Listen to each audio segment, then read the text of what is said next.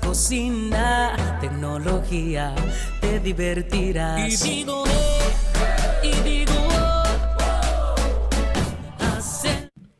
Bueno, entramos, Vito.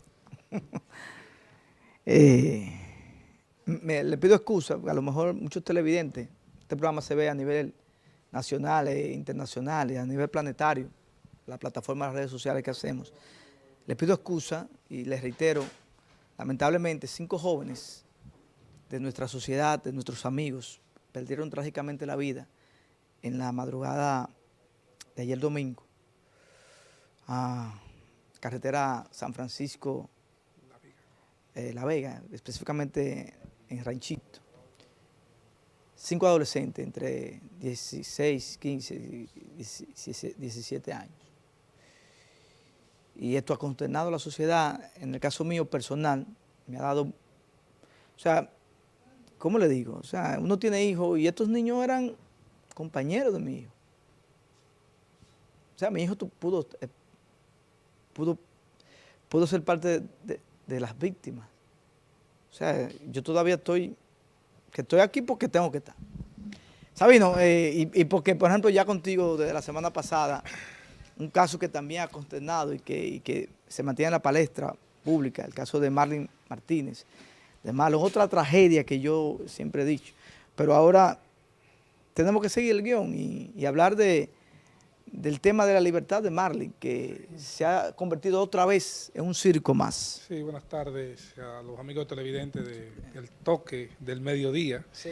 Y a ti en particular, y desde aquí nosotros lamentar también la pérdida de estos jóvenes, hijos de algunos amigos míos.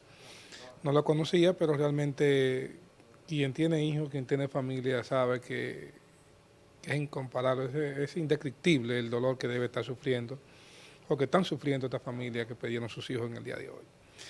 Te voy a comenzar literalmente con una historia de lo que ha pasado en el transcurrir del tiempo. En el año 96, no sé si recuerda el caso Jenna Saibar. Sí. Cuando transcurría el caso Jenna Saibar en el año 96, todos los medios de comunicación se hacían eco de manera específica de ese caso de Jenna Saibar, concomitantemente debajo de un puente cualquiera del sector Guachupita, habían encontrado quemado a una persona que llamaban el Morenito. Sin embargo, esa persona que apareció debajo de ese puente quemado, destrozado, de alrededor de 12, 13 años, que habría sido asesinado también en circunstancias diferentes, pero igual de cruel que en el caso de Jenna Saibar, los medios de comunicación hicieron poco eco a ese caso y pudiéramos decir, ¿qué pasó con Morenito? Morenito fue la persona que lo mató, que lo quemó, fue condenado a 30 años de prisión, al igual que los Redondos Llenas y estas personas. Pareciera ser que con el caso de Marlene Martínez ocurrió algo similar. Sí, algo similar. encontraron una jovencita en la búsqueda de ella por la zona de Cotuí, quemada justamente. Y que igual circunstancia esta persona fue condenada en Cotuí, su padrastro, a 30 años de prisión. Y eso no hubo eco, ni sonido, no hubo eco, no hubo sonido. Ahora se está recordando porque lo mencionas. Y te digo esto porque lamentablemente en el caso de Emel del Carmen Peguero, hay personas que están sacando capital propio, abogados que están sacando capital propio al asunto y no ven y no miran desde una perspectiva que realmente hay una vida destruida, una vida humana destruida. Una no, varias. Y varias familias destruidas y ya los tribunales han tomado su decisión y es precisamente para eso que estoy en el día de hoy, para vertir ideas y nuestro parecer o nuestro criterio respecto de lo que está pasando hoy día, ya con la sentencia que se le impuso a Marlene Martínez y las diferentes decisiones que se han tomado a raíz del cumplimiento de esa sentencia que se cumplió el pasado viernes 2 del mes de septiembre. ¿Por qué está presa Marlene Martínez todavía? Fíjate que ya en el día 2 se cumplió la condena de 2 años, a la cual la Corte redujo una condena que previamente había sido impuesta de 5 años y fíjate que venciéndose ese plazo, ya todo estado de privación de libertad de un individuo cuya pena haya sido impuesta de 2 o 3 años, que traspase de ahí, hasta entonces nosotros estamos frente a una violación constante de un derecho fundamental, que son 2 derechos fundamentales que tienen su fuerte, que primero es el derecho a la vida y el segundo es el derecho a la libertad. Ya habiendo dispuesto un tribunal de alzada una condena de 2 años y habiendo transcurrido esos 2 años, pareciera ser entonces que tuviera poca utilidad, que los tribunales tienen poca utilidad en ese sentido. Y yo le decía de manera jocosa en la universidad a un compañero maestrante que no tiene sentido entonces nosotros como Ministerio Público o que el Ministerio Público apodere a un tribunal, a un juez, para que conozca de un caso cuando tú vas a desobedecer la decisión del juez. Si no te importa entonces eso, pues entonces no hagas nada. Sabino, déjame aprovechar, porque esa comparación que tú haces me trae la pregunta necesaria, porque realmente hay abogados, y me imagino que a nivel de ética, de ustedes los colegiados del derecho, deberían de llamar al capítulo esos abogados bucasonidos, como se dice en el argot popular. O sea, que le gusta estar frente a una cámara, un micrófono, porque eso le suma, es una publicidad gratis que le suma casos importantes y de mucho dinero, porque la gente lo ve y dice, este abogado es un duro. Eso es por esa parte. Por la otra parte, el tema de Marlin, tengo entendido, me han dicho, que en las cárceles y en los centros correccionales de la República Dominicana hay muchos casos de personas ya con condena cumplida que todavía están presos. Pero eso no debe pasar, porque hay mucha gente que quizás por lo sonado del caso entiende que es válido, ¿verdad? Que es válido que ya te presa, que se quede ahí. Pero hay una situación técnica que yo quiero explicarte en el día de hoy. Fíjate que a Marlon Martínez lo condenaron a 30 años de prisión, ¿verdad?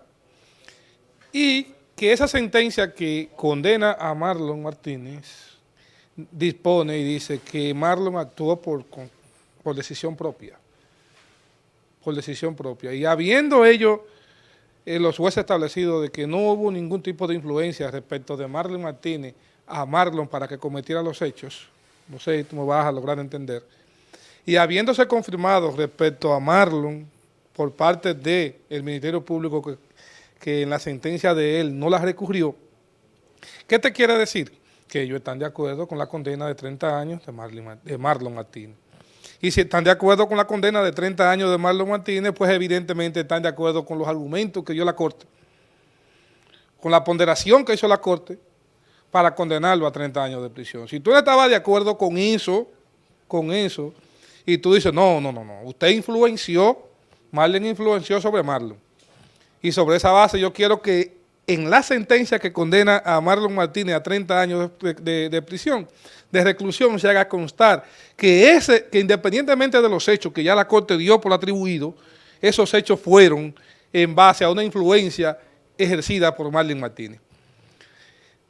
Al no recurrir ello, esa parte es evidente que esos hechos que la Corte asumió, ¿verdad?, para condenar a Marlon, ya tienen respecto al Ministerio Público la cosa de irrevocablemente juzgada. Ahora yo quiero que me digan a mí, ¿cómo es que pretenden a través de un recurso de casación, que a Marlon se le condene a 20 años y ya ellos dieron por establecido, ¿verdad?, que Marlon no actuó bajo influencia, en tanto cuanto no recurrieron la decisión? A ver si yo entiendo. Entonces la condena de Marlon no procede. Si a Marlon le revocan y la condenan a 20. Entonces, como que hay una contradicción. Fíjate, de la decisión de los jueces. Es un asunto técnico procesal que los abogados debemos establecer. Primero, la Corte condenó a Marlon Martínez por asesinato, ¿verdad? Lo condenó. El Ministerio Público y la Corte en sus argumentos, en sus medios y motivos que da, dice que Marlon actuó solo y no por influencia de Marlon. Y retuvo solamente el ocultamiento de cadáver respecto a Marlon. ¿Qué quiere decir eso?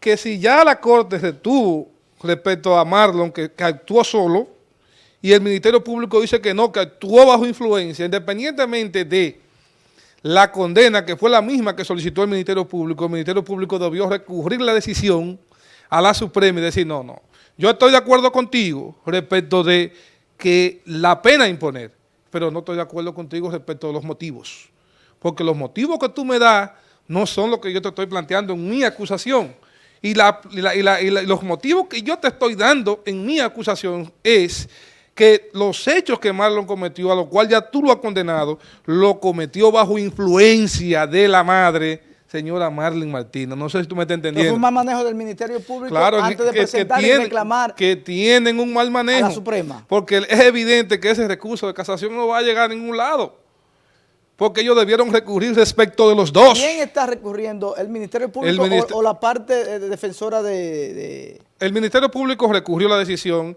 y el actor civil se adhirió al recurso. Que lo que debió hacer, yo como abogado, como Ministerio Público, debieron hacer fue recurrir las dos decisiones. La de Marlon y la de Marlon, si querían vincularlo directamente a eso. Ahora, a lo que he venido aquí hoy, ya te hice 3 pequeños razonamientos, fue a explicar quizás el estado de privación de libertad de Marlene Martínez. Sí, porque mira, hay una confusión, y es lo que hablamos en programas anteriores, de que una cosa es lo que tú quieras, otra cosa es tu realidad y otra cosa es la realidad. Tú ves, una cosa es mi micro realidad, para que me entiendan los televidentes, y otra cosa es la macro realidad de las cosas.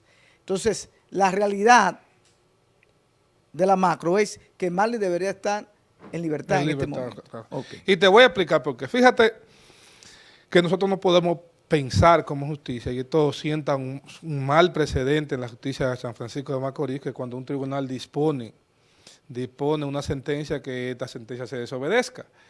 Porque esto podría sentar, y valga la redundancia, un mal precedente, porque te puede pasar a ti mañana. Te puede pasar a ti mañana. Y cuando se somete una acción constitucional de habeas corpus, que el Tribunal de San Francisco de Macorís erróneamente declina el asunto al Tribunal de Santiago sobre la base. Eso te iba a preguntar, porque como no sé de derecho y mucha gente también, como que se pregunta, ¿y por qué a Santiago? Eso es un asunto totalmente erróneo. Porque ¿Un error de quién fue eso? De la juez. Declinar por un asunto de competencia territorial, que la competencia territorial no es un asunto obligado, no es, digamos, obligatoria. Ya si se tratase de una competencia de atribución, de que yo no soy competente para conocer esto, porque esto es un asunto de naturaleza civil y no penal, o es de naturaleza laboral, o no me compete a mí. Y declina entonces la jueza erróneamente a Santiago, y en Santiago es que se comete la aberración más fuerte. Sí, porque veo que la jueza, ¿qué fue lo que hizo? También dice ella... En buen dominicano, sacó los pies. Dice la juez que eso es una competencia para conocer de la habeas corpus de la Suprema Corte de Justicia. Es un asunto totalmente errado. Un error más fuerte que eso no pudo haberlo cometido esa juez, ni las dos. Tanto la de San Francisco de Macorís como la de Santiago. Primero, porque en materia de violación a los derechos fundamentales, como es el principio de libertad, todos los jueces son competentes, todos. Si yo vengo aquí y le digo, mire magistrado, yo quiero que usted, frente a tal autoridad, ¿a qué autoridad fue que intimaron?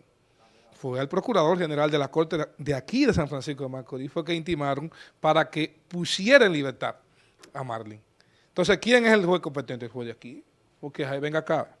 No se trata de dónde está el preso. O sea, la gente, lo que tú me estás diciendo, Sabino, es que tanto la jueza de aquí como la jueza de Santiago están como el que tiene esta papa caliente. No quieren... Pasando porque es duro, es difícil. Por ejemplo, nosotros estamos hablando, y con esto quiero puntualizarle, aclarar, nosotros no estamos defendiendo a nadie. O sea, a nadie. Y el caso mío, Roberto Neri, el caso mío de Roberto Neri personal, el mío, sería que a Marlene la condenen a 20 años, 30. ¿Por qué? Porque yo lo entiendo así, como es el deseo de mucha gente. Ahora, nosotros como medio tenemos que educar, por eso traemos un especialista, un abogado, con la capacidad, para que nos aclare y nos eduque, porque eso es lo que pasa en este pueblo, y por eso que los políticos nos usan como nos están usando. Porque hablamos como la cotorra, nos paramos en un colmado, o una gente de un programa salta, una rabasada, no, que además hay que condenar a 30 años, y salimos como papagayos. Debemos de educarnos, leer. Eso no hay que ser un profesional para usted entender lo que él está diciendo y lo que están diciendo la mayoría de los abogados. No es un asunto de gusto personal, un asunto de ley, y tenemos que respetar la ley, lamentablemente. La ley está por encima de todo. Fíjate que no hay un solo motivo que te justifique a ti que el hecho de que tú recurras a una sentencia, pero te condenan a 2 años de prisión. Y vamos a poner el caso. Es posible, porque todo en los caminos del Señor son todas las cosas posibles, y en la justicia dominicana más, que la Suprema se destape con 20 años, por ejemplo. Toma una decisión propia y se destape con 20 años. Pero si sucede lo contrario, y si la Suprema ratifica la decisión, y mientras tanto, en un recurso de casación que cuando más rápido se conoce pudiera tardar 6, 7, 8 meses. Y esos 8 meses. Esos 8 meses de estado de privación de libertad de manera ilegal. Te iba a preguntar, por ejemplo, en el caso de Marlene y su abogada Ingrid, me parece. Ingrid algo, sí. ¿Podrían contrademandar al Estado? ¿Pero a quién le van a cobrar? Porque nosotros tenemos el Código Procesal Penal establece claramente que incluso tú puedes demandar al funcionario de manera particular. ¿Pero a quién le cobra? El problema es ese, que nosotros no tenemos una tutela judicial efectiva. Nosotros empezamos desde cero, ¿verdad? Y tratamos de ir consiguiendo sentencias. Conseguimos una sentencia y al final, con la sentencia no podemos hacer nada. ¿Por qué? Porque no tenemos la posibilidad de ejecutarla. Me gustaría, Sabino, tú como abogado y que te mueves en ese ambiente, el abogado de la parte de Emily, ¿cómo se llama? Hopperman. La opinión de Hopperman, porque tengo entendido que él no fue a Santiago. Él estuvo en Santiago, sí. Pero hay una opinión que yo rechazo totalmente, y es en un escrito al cual tuve acceso, en el que Hopperman solicitaba ante la Suprema Corte de Justicia, o solicita ante la declinatoria por sospecha legítima.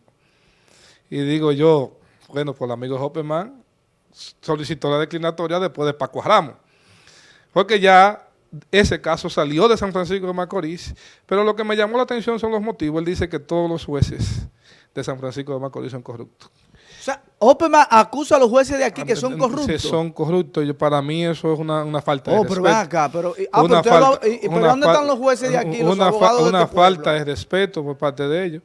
Entiendo que ellos deben de hacerse expedir ese documento que lo dice claramente. O sea, un documento por escrito. Un documento escrito acusando directamente a la totalidad de los jueces de San Francisco de Macorís. Ese documento, pero atención los jueces de aquí, estamos abiertos, si quieren contestarle a Hopperman. Pero que es una barra basada por parte de él. Yo entiendo que para tú exponer el derecho no tienes necesariamente que acudir a cuestiones personales en contra de los jueces. Todo tiene que hacerse dentro del ámbito jurídico. Y yo creo que dentro del ámbito jurídico él puede hacer o podría hacer un buen pleito, porque tampoco apeló, tampoco recurrió, simplemente se adhirió al recurso de casación. ¿Hopperman es un buscasonido? No, ya yo no puedo. No me meta por ahí. Yo creo que él es un buen abogado.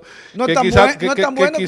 No, espérese. Que quizás no se está manejando bien en el momento. Ahora sí. Con respecto a los Dígame jueces que de San Francisco. abogado, pero en este caso no se manejó a la altura. Claro que sí. Porque tú me has comentado varios errores que él hizo y que ahora quiere de Paco Ramos venir a resarcir. Claro, ese es el tema. Entonces, en ese sentido, ojalá nosotros no nos pase en San Francisco de Macorís lo que está pasando con el caso de Marlene, con otros procesos, porque eso abre la oportunidad, abre la brecha de que el Ministerio Público cuando quiera soltar a la gente lo suelte, cuando no quiera lo haga, que se convierta en un desacato judicial. Bueno, de verdad que te agradecemos, Sabino, Espero. por traernos. Carlos Moreno te manda saludos. Carlos estuvo aquí, me dijo. Ella es parte del staff. Me dijo, mira, te voy a llevar conmigo para darte cátedra de cómo se habla derecho, me dijo. Muy humilde él. Es muy bueno. Carlos. Sí, un Amigo socio tuyo. mío. Sí, sí. Somos Un socios. día lo vamos a traer los dos porque Carlos ya es parte del staff de asesores legales de este espacio. Ya, bueno, somos socios de oficina, él y yo, o sea, de casos. Sí. Y es un Y gran no, y socio hermano. de programa. Y es un gran hermano. Roberto, muchas Gracias, licenciado Sabino, por estar con nosotros. El caso de Marlene, indiscutiblemente, en conclusión, a Marlene hay que soltarla. Hasta ahora. Debieran soltarla. Debieran, es lo que... Debieran soltarla para que preserven el Estado de Derecho. Nosotros vamos a un corte, luego del corte ya la parte final de este su espacio, el toque de mediodía por Telenor a nivel nacional. Recuerda seguirnos en las redes sociales, el toque de queda. ¿Usted tiene redes sociales, licenciado? Claro. ¿Cómo? Dígame, las redes están ahí puestas, las redes del licenciado. No, ¿Cómo yo la tengo con mi nombre generalmente, Sabino Quesada. Ah, sí, Sabino, arroba Sabino Quesada. arroba Sabino Y pueden Quesada. seguir ahí a Sabino, que él ahí en sus claro, redes. una Ahí promocioncita no están cae los mal, muchachos en ¿verdad? producción. Sí. El toque de queda, arroba el toque del mediodía, Roberto Neris, y por ahí se puede comunicar. Por ahí Mayeli no necesita más. Síganos a Sabino y a mí. Vamos a la pausa.